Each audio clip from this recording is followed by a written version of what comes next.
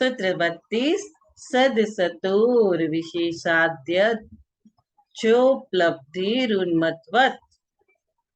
इसका क्या मतलब है? यदक्षोपलब्ध ही अपनी इच्छा अनुसार जैसा तैसा जानने के कारण सद सतो, सत मतलब सत विद्यमान और असत विद्यमान, सत विद्यमान और असत अविद्यमान पदार्थों में अविशेषात अंतर्भेद न जानने से उन्मत्तवत पागल मनुष्य के ज्ञान की तरफ विपर्ययः विपरीत अथवा मिथ्या होता है।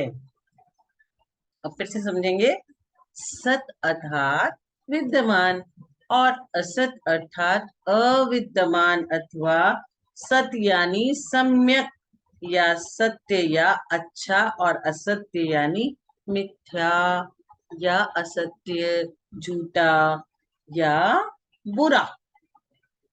सत व असत की विशेषता न करके इच्छा अनुसार ग्रहण करने से विपर्यय होता है। और क्या होता है? सत को सत व असत को असत मानता है। मिथ्या दृष्टि क्या करता है? सत असत के भेदों को नहीं जानता और पागल अथवा उन्मत्त पुरुष की तरह अपनी इच्छा के अनुसार वस्तु को ग्रहण करता है। उसे जो करना रहता है वो वही करता है, उसे अच्छे बुरे का होश नहीं रहता है। जैसे मदिरा पीकर उन्मत्त हुआ पुरुष कभी माता को क्या कहता है?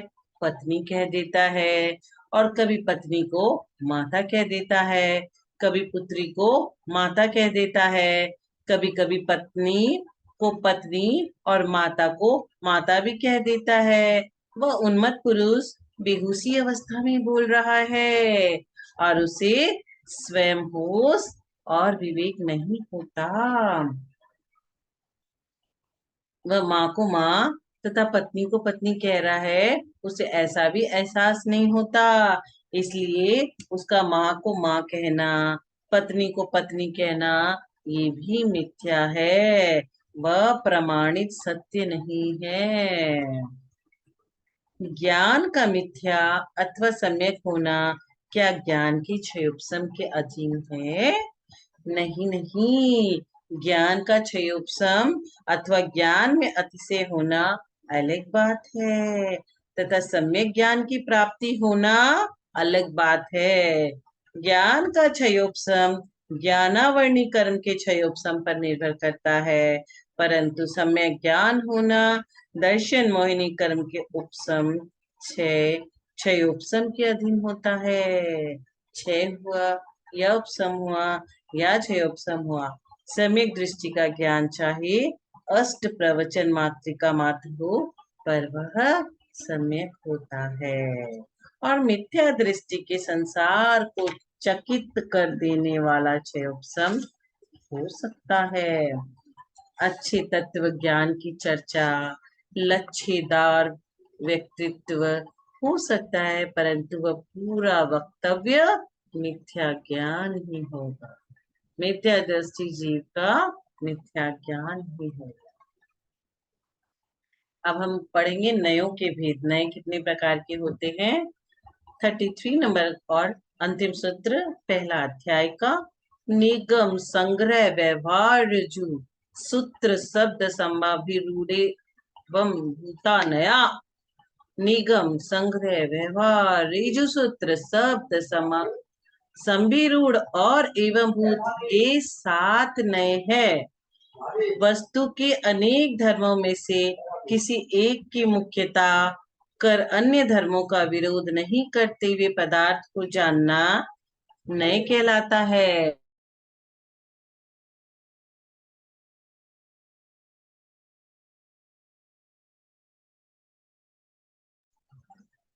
नए वस्तु के अनेक धर्मों में से किसी एक की मुख्यता एवं अन्य धर्मों का विरोध नहीं करते हुए पदार्थों को जानना नए कहलाता है। एक वस्तु के अनेक धर्मों में से किसी एक की मुख्यता और अन्य धर्मों का विरोध नहीं करते हुए पदार्थों को, एक की मुख्यता और अन्य का विरोध नहीं करना है हमें, तब वह उस पदार्थ को जानना नय कहलाता है। निगम नय जो नए अनिष्पन्न अर्थ पदार्थ में संकल्प मात्र को ग्रहण करता है उसे निगम नय कहते हैं। लकड़ी, पानी आदि एकत्रित करने वाले मनुष्य से कोई पूछता है कि आप क्या कर रहे हो, तो वो उत्तर देता है, जी मैं तो भात पका रहा हूँ। किंतु उस समय भात पकाने की वो तैयारी कर रहा है, पर उसका संकल्प भात पकाने का है। अतः जो पर्याय अभी निष्पन्न नहीं हुई है उसे वह निष्पन्न मानकर व्यवहार करता है। वह अभी लकड़ी जोड़ रहा है, चावल ला रहा है, सब कुछ कर रहा है, और वो क्या कह रहा है, मैं तो भात पका रहा हूँ, अभी तो पकाया नहीं। तो उसने संकल्प किया और उसकी अभी निष्पन्न नहीं हुई, उस उसे वह निष्पन्न मानकर व्यवहार करता है। और एक एग्जाम्पल देता हूँ। आप सुबह सुबह जल्दी जल्दी उठकर मंदिर जाने के लिए स्नान कर रहे हैं। आपसे किसी ने पूछा, जी भाई आप क्या कर रहे हो, तो वो बोला, मैं मंदिर जा रहा हूँ। अभी तो आप मंदिर नहीं जा रहे, अभी तो आप स्नान ही कर रहे हो। मंदिर आने की पर्याय अभी निष्पन्न नहीं हुई है, उससे निष्पन्न मानकर आप व्यवहार कर रही हो। आप समेत शिखर जी की यात्रा के लिए सूटकेस तैयार कर रहे हो और किसी ने कहा, ये क्या हो रहा है, तो आपने कहा, मैं समेत शिखर जा रहा हूँ। आप क्लास में आने की तैयारी कर रहे हो, तो बच्चे ने पूछा, मम्मी ये क्या हो रहा है, तो बच्चे बच्चे को मम्मी ने कहा, मैं तत्वार सूत्र पढ़ने जा रही हूँ। आज भगवान महावीर का निर्वाण दिवस है। मैं सिद्ध के समान शुद्ध हूँ। ये सारी क्या है, निगम नय। अब हम दूसरा नय पढ़ेंगे, संग्रह नय। जो नय अपनी जाति का विरोध न करके एक पने से अनेक पदार्थों को ग्रहण करता है उसे संग्रह नय कहते हैं। द्रव्य कहने से जीव, उद्गल, धर्म, अधर्म, आकाश, काल सभी द्रव्यों का ग्रहण करना। जीव कहने से एक इंद्रिय और समस्त जीवों को ग्रहण करना। एक इंद्रिय, दो इंद्रिय, तीन इंद्रिय, चार इंद्रिय, पांच इंद्रिय, सभी को। पुद्गल कहने से समस्त पुद्गलों को ग्रहण करना। पक्षी कहने से समस्त पक्षियों को ग्रहण करना। ये क्या है, संग्रह नय। व्यवहार नय। जो नय संग्रह नय के द्वारा ग्रहण किए हुए ज्ञात पदार्थों को विधि पूर्वक भेद करता है उसे व्यवहार नय कहते हैं। जैसे कि जो संग्रह नय के द्वारा ग्रहित अर्थ है उसी के आनुपूर्विक क्रम से व्यवहार प्रवृत्ति होती है, वह विधि है। जैसे द्रव्य के दो भेद, जीव और अजीव। जीव के भी दो भेद, संसारी और मुक्त। हम सब संसारी है और सिद्ध भगवान मुक्त है। संसारी जीवों के दो भेद, त्रस और स्थावर। स्थावर में एक इंद्रिय जीव और त्रस में सारे आ गए। स्थावर के फिर पांच भेद, पृथ्वी का एक, जल का एक, अग्नि का एक, वायु का एक और वनस्पति का एक। और त्रस के दो भेद, सकलेंद्रीय और विकलेंद्रीय। विकलेंद्रीय के तीन भेद, दो इंद्री, तीन इंद्री, चार इंद्री। और सकलेंद्रीय के दो भेद, संगी और असंगी। ये सब व्यवहार नय। इस प्रकार हम भेद करते हैं उसे व्यवहार नय कहते हैं। अब हमने समझा निगम नय, संग्रह नय, व्यवहार नय। अब ऋजु सूत्र नय। ऋजु का अर्थ हमने पढ़ा था मति ज्ञान में भी। मति ज्ञान में क्या पढ़ा था, ऋजु मतलब सरल पदार्थ। ऋजु का अर्थ प्रगुण है। जो ऋजु अर्थात सरल को सूत्रित करता है अर्थात स्वीकार करता है उसे ऋजु सूत्र नय कहते हैं। अतीत के विनष्ट और अनागत के अनुत्पन्न होने से इस नय का उनमें व्यवहार नहीं हो सकता। यह नए भूत और भावी पर्यायों को छोड़कर वर्तमान काल के विषयभूत पदार्थों को ग्रहण करता है, वह ऋजु सूत्र नय है।